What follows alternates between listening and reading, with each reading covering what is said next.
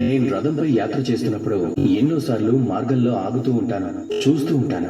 నేను తప్పుడు మార్గంలో వెళ్ళట్లేదు కదా అని, నేను సరైన మార్గంలోనే వెళ్తున్నాను కదా అని. కారణం ఏమిటి? ఎందుకంటే నేను ముందుకు వెళ్ళిన తర్వాత దారి తప్పిపోకూడదు. జీవన యాత్రలో కూడా ఇది చాలా అవసరం. జీవన యాత్రలో భోగాలు విలాసాలతో దారి తప్పడం చాలా సులభం. మళ్ళీ మళ్ళీ ఆగి మీరు చూసుకోవాల్సి ఉంటుంది. మిమ్మల్ని మీరు ప్రశ్నలు వేసుకోవాల్సి ఉంటుంది.